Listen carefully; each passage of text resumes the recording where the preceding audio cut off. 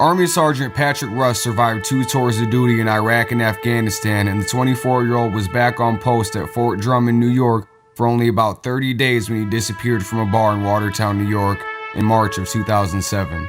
6 months later, his remains were found in a nearby field. 13 years have passed, and his mother, Judy Rust, is still fighting to find out what happened to her son. "I just want to know what happened to him," Judy says. "Years have gone by and we still don't have any answers." Patrick grew up in Russell, New York, near Fort Drum, and after graduating from Edwards Knox High School in Herman in 2001, he went to vocational school to be a welder. But his plans changed a few months after the 9/11 terror attacks, and he was inspired to join the U.S. Army. He loved being in the Army, Judy said. It was his first taste of the outside world, and he loved seeing all the different places. Judy said Patrick returned home in 2007, and he was only home a month when he got his orders for his next assignment. On June 2nd, he would be off to Fort Lewis in Washington State, where he trained to become a staff sergeant. "He was really excited when he told me," Judy said. "I could hear it in his voice." Judy last spoke to her son on the phone just 2 days before he disappeared. Patrick told her he had decided to move to an off-base apartment in Watertown, New York, with another soldier. "I told him that I didn't think it was a good idea," Judy said. "It didn't make any sense. He would be leaving in a few months anyway. I know I was being a protective mom, but I just wanted him to stay on base." Patrick went out to dinner with his roommate the night of March 15, 2007. His roommate decided he wanted to go to the tanning salon and her son wanted to go back to the apartment. So Patrick started walking in that direction. When his roommate arrived home, Patrick wasn't there. According to Watertown police reports, Patrick was spotted a few hours later at 9 p.m. at a bar called Clueless on Arsenal Street, now known as Bad Apple. Around 1 a.m., he left the bar by himself, witnesses told police.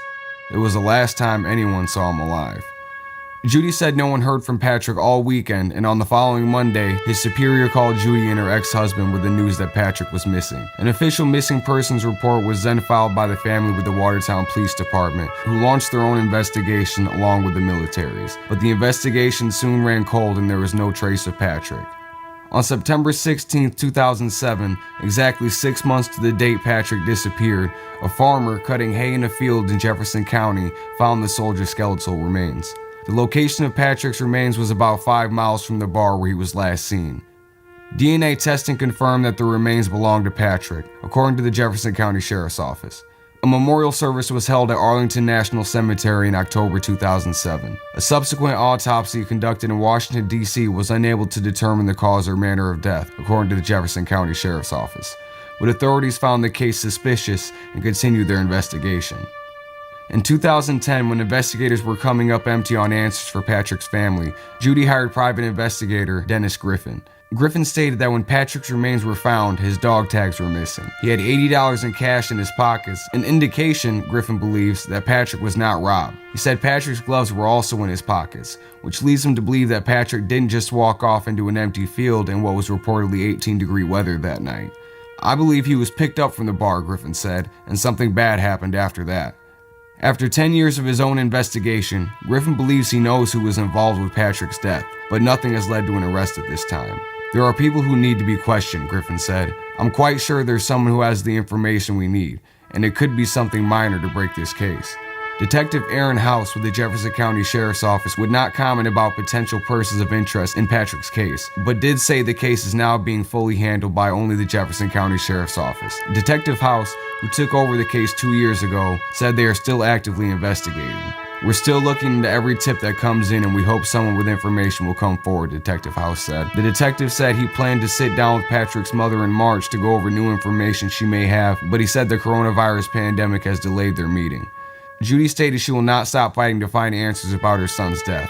Over the years, she has posted hundreds of flyers across northern New York, set up a Facebook page, Sergeant Patrick Rust's Mysterious Death, and continues to stay in contact with investigators about potential leads.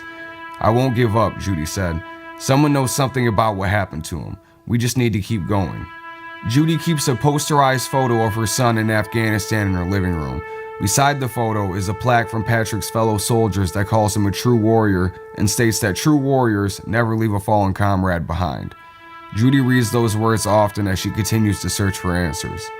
Anyone with information about Patrick's case is asked to call the Jefferson County Sheriff's Office at 315-786-2676 or email at detectives@co.jefferson.newyork.us. I'll also be posting a link in the description of the Facebook page previously mentioned in the video.